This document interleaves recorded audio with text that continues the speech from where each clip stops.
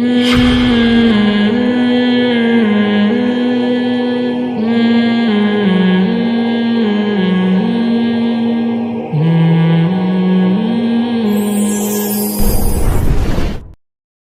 احتیاط سے کرتا ہوں لیکن ہر دفعہ محسوس ہوتا ہے کہ پیشاب کی کچھ نہ کچھ چھینٹیں لگ گئی ہیں.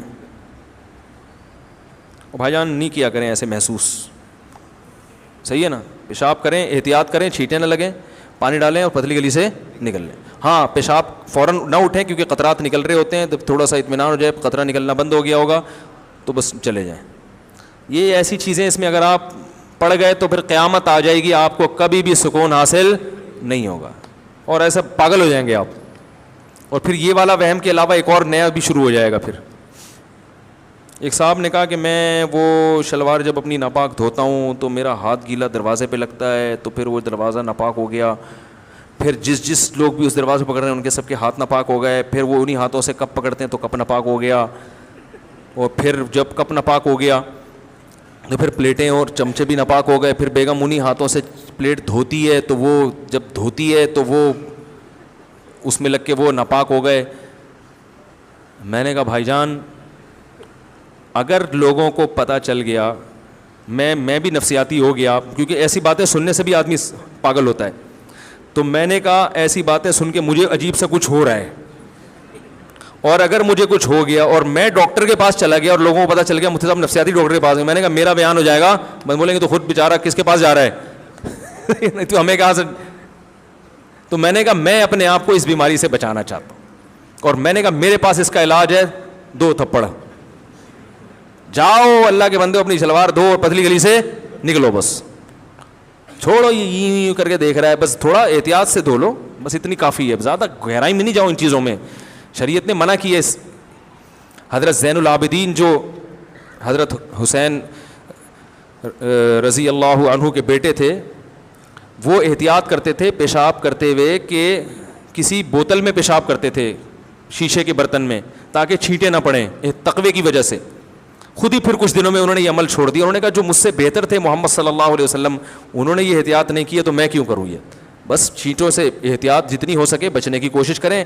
سخت جگہ پہ ایسا نہ کریں پیشاب بالکل جو ایک دم سے چھینٹیں ہیں. تو فقہاء نے لکھا ہے کہ تھوڑی بہت اگر بالفرض باریک سی چھینٹیں پڑ جائیں گی تو وہ کیا ہیں, معاف ہیں. وہ جو میں نے ابھی اتنی ڈیٹیلز ہم اس کے دلائل سے بات کی ہے. یعنی آپ اس پہ ایگری, چلو ہی نکل یہاں سے. تو اصل میرے بھائی اخلاق ہیں, اصل محبت ہے, اصل نرمی ہے. بہت شدید مجبوری میں غصہ ہے, شدید مجبوری میں, اور ہمارے ہاں کیا ہے, اصل غصہ ہے. تو یہ ہم سب کو سیکھنے کی ضرورت ہے. تو خیر بات کہاں چل رہی تھی, کہاں سے کہاں پہنچ گئی بات, کیا چلی تو بیان جو اصل شروع ہوا تھا. تو ہاں میں یہ عرض کر رہا تھا کہ والدین کے کس قدر احسانات ہوتے ہیں, انسان کیا ہوتا ہے, بھول جاتا ہے. تو یہ بھولنا یہ لیکن یاد دلانے پر اس کو یاد آنا, یہ بھی کیا ہے, انسان کی فطرت. تو میں یہ عرض کر رہا تھا ہم لوگ جس ماحول سے متاثر ہیں, جن قوموں سے متاثر ہیں, ان کے یہ ٹاپک ہی نہیں ہے. ان کے تو ٹاپک ہے مادی ترقی, تو بس اسی ترقی کو سب کچھ بنا لیا. تو اللہ کی نظر میں سب سے پہلے کون ہے, اللہ ہے. اس کے بعد کون ہے, والدین ہیں. تو اگر آپ ان ٹاپک کو نکال دو گے نا تو ٹھیک ہے, لوگ آپ سے ناراض نہیں ہوں گے, لیکن ناراض کون ہوگا, اللہ ناراض ہوگا. تو میں نے بات یہاں سے شروع کی تھی کہ والدین کی نافرمانی پہ باپ بھی وہ سزا نہیں دیتا جو سزا کون دے گا, اللہ. کیوں, اللہ کہتا ہے یہ میری نافرمانی ہے, میں نے اس کو تمہارا محسن بنایا, اور ان کے احسانات تمہیں یاد بھی دلاتا رہا, اپنی کتاب میں یاد بھی دلاتا رہا. اللہ نے بنی اسرائیل سے ایگریمنٹ لیا تھا کہ والدین کے ساتھ حسن سلوک کرنا. قرآن نے اس کا بھی تذکرہ کیا ہے کہ ہم نے بنی اسرائیل سے یہ معاہدہ, یہ اتنا بڑا حکم ہے نا. دیکھو دنیا کی نظروں سے یہ حکم اوجھل ہے. ایک فادر ڈے منا لیتے ہیں, ایک مدر ڈے منا لیتے. یہ کیا ہوتا ہے یار, فادر ڈے مدر ڈے, یہ کیا ہوتا ہے؟ کتنی بڑا رشتہ ہے اور دنیا اس پہ بات کرتی نہیں ہے.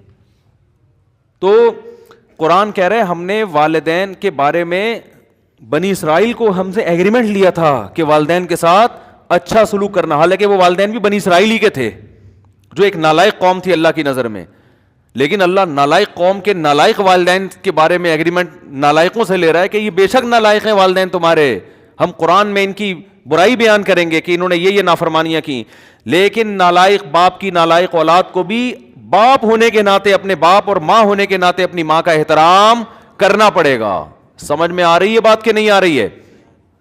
تو یہاں سزا میں اللہ کی وجہ سے سزا ملتی ہے کہ میری نافرمانی کی ہے، تو قرآن کہہ رہا ہے فَعَصَوْا رَسُولَ رَبِّهِمْ، انہوں نے اپنے رب کی نافرمانی کی جس کی وجہ سے اللہ نے ان قوموں کو تباہ کر دیا۔ بد نظری غیر مسلموں کی نظر میں کوئی جرم نہیں ہے، بڑا جرم اس وقت ہے کہ جب انٹی اس سے ناراض ہو رہی ہوں کہ آپ ان کو کیوں دیکھ رہے ہیں، وہ کہتے ہیں پھر یہ انسان کی یعنی جو اس کے خلاف ہے نا، آپ کی جو اپنی نجی زندگی ہے اس کے حق تلفی ہو رہی ہے، تو لہذا اس پہ سزا بھی ان کے ہاں تھوڑی سی ہوگی۔ کوئی انٹی کو دیکھ لیا، وہ انٹی کو غصہ آ رہا ہے تو مجھے کیوں دیکھ رہا ہے، تو بس میں دیکھ رہا ہوں، میری آنکھیں میں دیکھ رہا ہوں، تھوڑا سا ایک تھپڑ لگا دیں گی بس۔ یہ اسلام میں ایسا نہیں ہے۔ نبی صلی اللہ علیہ وسلم نے فرمایا آنکھیں بھی زنا کرتی ہیں، کان بھی زنا کرتے ہیں، زبان بھی زنا کرتی ہے، تو ان چیزوں کو بڑا جرم قرار دیا گیا ہے۔ کیوں؟ یہ کس کی نافرمانی ہے؟ اللہ کی۔ لا تقربوا الزنا، فرمایا زنا کے قریب مت پھٹکو۔ کیا مطلب؟ وہ کام نہ کرو جو تمہیں زنا کے قریب لے کے جاتے ہیں۔ بد نظری انسان کو آہستہ آہستہ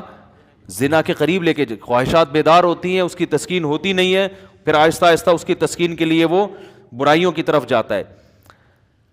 تو ہم مسلمان ہیں، اللہ بار بار اپنی کتاب میں ہمیں سمجھا رہا ہے، بتا رہا ہے کہ میری نظر میں میری نافرمانی چھوٹا جرم نہیں ہے۔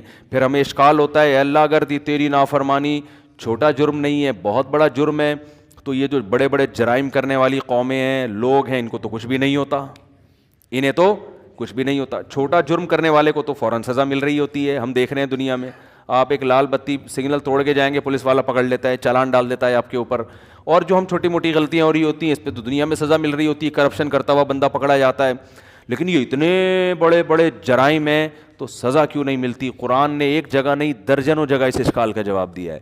سَنَسْتَدْرِجُهُم مِّنْ حَيْثُ لَا يَعْلَمُونَ وَلَا تَحْسَبَنَّ اللَّهَ غَافِلًا عَمَّا يَعْمَلُ الظَّالِمُونَ، فرمایا میں نے پیدا کیا ہے تو مجھے غافل نہ سمجھو، جو پیدا کرنے والا ہے۔ کیسے عجیب الفاظ ہیں، أَلَا يَعْلَمُ مَنْ خَلَقَ، جس نے پیدا کیا کیا وہ بھول گیا ہے؟